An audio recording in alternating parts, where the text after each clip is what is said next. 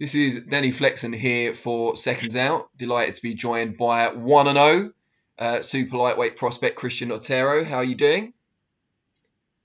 Yes, sir. My pleasure to be on your show, man. No, pleasure to have you. Just tell people out there who don't know too much about you so far, just tell us a little bit about your amateur background, because I believe it's pretty impressive. Well, I had a pretty much I had a very forceful amateur career, I would say, because I started boxing at the age of 18 years old, 17, going on 18, and I had 101 amateur fights in the states. I had most of my fights in New York because I wasn't really invested in fighting nationally. In other states and in big tournaments and stuff like that until my last year of fighting in the amateurs. And like I decided to pursue my last year in the amateurs. I decided to pursue the USA trials, and I fell short. But I got very close, and I wound up ranking in 1 year of fighting in the nationals. I was able to rank up. I was seventh in the country. What made you turn to boxing competitively at the age of 17? Because obviously a lot of kids start younger. What was it in your life that made you want to try it from that age? Well, growing up, I didn't really have, I played sports and stuff like that, but I didn't really have that father figure, that older adult to guide me to do the right productive things, So, I ran the street as a kid, I resorted towards things that weren't really in my favor, So I always wanted to box since the age of 7. Ever since I seen Mike Tyson and Lennox Lewis live, Okay. and Lennox Lewis stopped him in the eighth round. I seen that fight live. I was 7 years old. I wasn't in the sport of boxing, but I always loved it. I always had a love for it, and I had to wait until I became of age because my mom really didn't really she didn't really accept it. She didn't really approve of it. So I had to take things in my own hands, and I went through a lot before boxing, but I overcame that. Were you concerned at all starting later than a lot of your peers that you'd struggle to get to where you wanted to go? Did you know it was going to be a tough battle? Well, when I first started boxing, I wasn't worried about that. I was just trying to get into the sport. I was trying to become a competitor, and I was just trying to learn the ins and outs. I was trying to learn the fruit. I was trying to learn every bit and piece of boxing, that I can. But I just knew that it was going to be hard. You know, I didn't really care of the age. I didn't care about the age thing because for one, I'm hungry. And um, like I said, I wasn't really that didn't really come to my knowledge when I first started boxing. I didn't really care. I didn't really care for that. At what point did you realise that boxing could be more than just a competitive thing that you did and could actually be a career, could be what you do with your whole life? Um, like I said before, I've always loved boxing. And I wouldn't say that I thought this was gonna, be something that I wanted to do long term. But um, something set this goal for me. And it was the humility that I've been through in life. The struggle. And like I said before, I didn't really have guidance, so I just felt like this was gonna be my way to become what I really want to be. I want to be a star. I want to be someone that people could remember and look up to and be like, yeah, this kid did something great for his community. And you talked about the lack of guidance in your younger years. You're clearly very focused on your goals now. Who do you go to now for that sort of guidance? Is it your coach? Is it your friend? Is it someone in your family? Who is there for you? Well, my mother, growing up, my mother, she was sick. She dealt with a lot of mental illness and stuff like that. So I've always had my mother. My father was in and out of jail, but he was there a little bit, and I still loved them, but they didn't give me the guidance that I needed, to become the productive adult that I am today. And I would say I received that guidance from my brother that's 3 years older than me, and he went through the same thing as me. We were in and out of foster care together, but he was a little older, so he was able to catch on. Like there was a point in time where when we was teenagers, he had went to Job Corp. Job Corp is like a program that more or less you can gain trades, you can get your diploma, if you don't finish high school. So he went through that, and me, I was stuck out here. I was going in and out of juvenile detention. My mother, like I said, she had mental illness. I also have an older brother. You know, he didn't guide me at all. Like like I said, I don't hold anything against anybody. But like didn't he didn't guide me where I needed to be. So for me, I was just stuck on my own. Getting into fights in the streets. Not going to school. I was getting sent away. I was getting kicked out of school. I've been to several different high schools. So it's a lot. It's a lot to speak about. No, no, I understand. I'm just wondering because now you obviously are a productive member of society and you're doing really well. Who's filling that void for you now? Who do you turn to now when you do need advice and stuff like that? My brother, which is my coach. His name is Juan Otero, aka Coach Jr. You know, um, hopefully, you get to meet him soon. He's a very intellectual person. And did he box himself or is he purely a trainer? What's the situation there? Well, no, I mean, he didn't really get to get any boxing experience, but he's been in the gym and stuff like that. When and plus, he's been a part of my career since I first started boxing. I've been boxing 8 years. So he's been around since. He wasn't my coach or nothing like that. He wasn't in the coaching system or whatever the case may be. He's been coaching me for 3 years. But I just like we he felt like I wasn't even in boxing. He felt like I wasn't being guided in the right path. He felt like I wasn't getting the right tools. So we teamed up, and now we're doing the damn thing, man. And for people that haven't seen you fight, how would you describe your style? What makes you different from other fighters? uh, I'm just a smart boxer in there. I like to go in there and be articulate with my hands. I let my hands do the talking.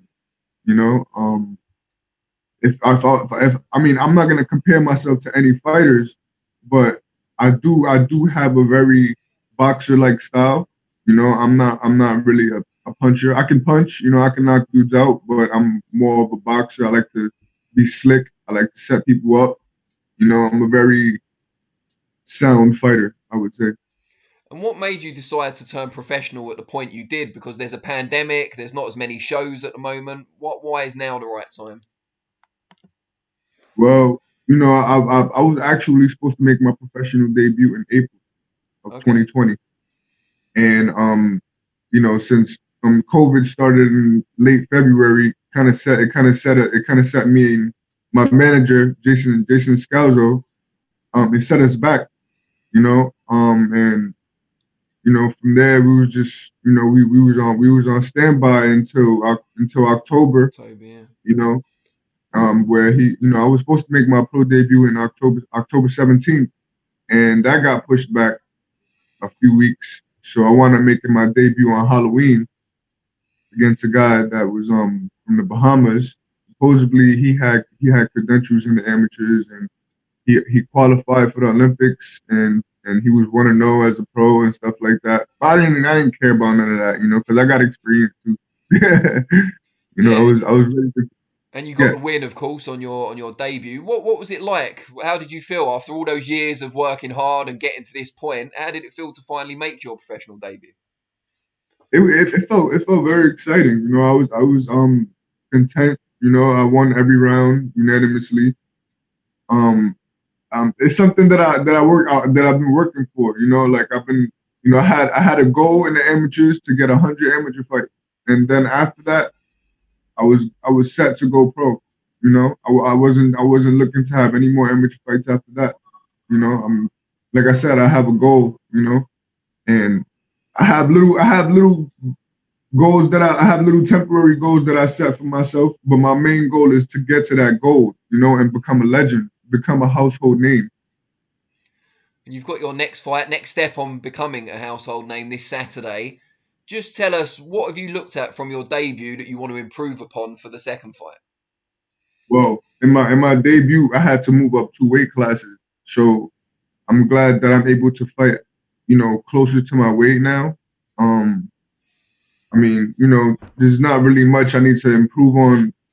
You know, I just need to, you know, make sure that I stay focused and you know I execute my coaches the game plan that my coach lays down on the table, and also execute on my game plan because you can't go into a fight with only one game plan, you know, even though you know it's early in my career, so I just look to go in there and just make a statement. And you said ultimately you want to be a world champion, a legend, a star. What are the short-term temporary goals that you talked about earlier? What's your path to getting there? Just for right now, it's just mainly building a foundation for myself. You know, you know, if I have to make T-shirts or you know, just trying to make myself a household name. You know, because my main focus right now is boxing. You know, I'm not really focused on nothing else. You know, I love my community. You know, I love my family. You know, and I just you know, like right now, I'm just mainly focused on you know becoming a boxing star. You know, because I have a lot of amateur experience. You know, it's just all about how you market yourself. You know, so I'm just trying to work on my marketing skills. You know, I have a lot of time on my hands, so you know, I'm usually on YouTube or I'm on different podcasts, listening to podcasts. I'm on YouTube watching marketing videos, business videos that have to do with boxing. You know, I watch a lot of Adrian Clark videos. You know, um, I look at more of the business side of boxing when I'm not in the gym. You know. That's good stuff. It's a lesson for any young boxer out there. Just Yes. tell us a little bit about your situation outside the ring. Do you live alone? Whereabouts do you live? Is it near the gym? What do you do when you're not in the gym as well? Well, I'm from the Upper West Side. I live in the projects, unfortunately, you know. But you know, I'm striving for the best, you know, no matter what situation I'm in. I'm uh, I'm sorry. I do live by myself. You know, I just started living by myself. I live in my mother's apartment. She moved out years ago, and you know, left this to me and my brother. And ever since then, we've been holding this apartment down. And my brother just recently moved out, so it's just me by myself now. You know, get my peace and quiet, privacy. You know, and I just mainly just you know I try to stay home. I try to stay indoors nowadays because it's, you know it's the lockdown and you know you got to be careful. You don't want to get sick. You know, and I also just came out of camp with Stephen Fulton. So you know I'm ever since I came out of that camp, I've been you know strict on my health. What how much of a boost does it give you when you've come out of a camp with a guy like Stephen Fulton and then you watch his performance from last week? Because that must make you feel even better about the work you guys did. Well, yeah, of course, man. I was just thinking about all the, like you said, all the work that we was getting in, you know, and it was just how the fight went. You know, we were in there all 12 rounds, dogging it out. You know, he was going to the body on me. I was going to the body on him. I was giving him all different looks. You know, so you know how Angelo Leo fought wasn't going to be anything for him, you know, because me, I'm a versatile fighter. Me compared to Leo Angelo, I'm different, you know. So when I was, you know, how I was working with Stephen Fulton was probably a little more than what Angelo Leo can handle. What did it tell you, that work, as well, about where you sit and how far you've got to go to reach that world title level? Well, like I said, it's not only the skills in boxing that you have to have. You also have to have business. You also have to have you also have to know how to make the right decisions in the sport. You know, so if you don't, people will take advantage of you. You can want to be in a yes man. You can want to be in a person that's, oh, you wind up taking your first loss. Now you're a journeyman. They're throwing you to the lions automatically. So for me, I'm just trying to, fight the right guys, at the right time, and the money has to make sense. Excuse me. So, did you and Stefan talk to each other kind of after the spars and give each other advice and that kind of thing? Does it work like that? Yeah, well, he's good. He was very focused. He's a very focused individual. He wasn't very conversative, but he was he did give me tips here and there, on my game, and telling me to, go in there and be myself, don't try to fight at anybody's pace, you know. Uh he was like he was very brief, but we spoke. We spoke. He was mainly talking about how focused he is for this fight, and he was talking about his clothes, because he's like a fly guy. He likes to buy a whole bunch of merch and stuff like that, Jordans and sneakers and stuff. So he was on that. Uh he's a very enthusiastic person. He likes to joke around and stuff. He's cool. He's cool, But like when it comes to getting to the when it's time to get to work, he's very serious. He doesn't play no games. Now, are people going to be able to watch your fight on Saturday? Yes. So on January 30th, I'll be fighting in Myrtle Beach on a Christy Martin Promotions card on the BXNG.TV app. That's gonna be on the Vire Live app, and it's gonna be this Saturday. I hope everybody could tune in. Including you, Danny. And Now you've told me watch how this. to find it, I'll be there. Well, not there, but I'll be watching it via Yes, the app. man. I And look to put on a class performance, man. I'm not holding no punches. I'm ready. I'm eager. I thought I was gonna fight in December, but you know, things happen. So now we're fighting January 30th. Starting off the year strong, and look to put on a class performance, man. in the interests of marketing and building your profile, just tell all the people watching how they can find you on social media on the various platforms. So you can find me on either Facebook at Christian Otero, or you can find me on Instagram at Christian.Otero.boxing. Great stuff. We really appreciate your time. Obviously, very best of luck for Saturday night, and yeah, we'll be watching. Yes, sir. Hopefully, we'll have you on again in a few weeks. I appreciate you, sir. All right, thank you. Have a good day. Take care.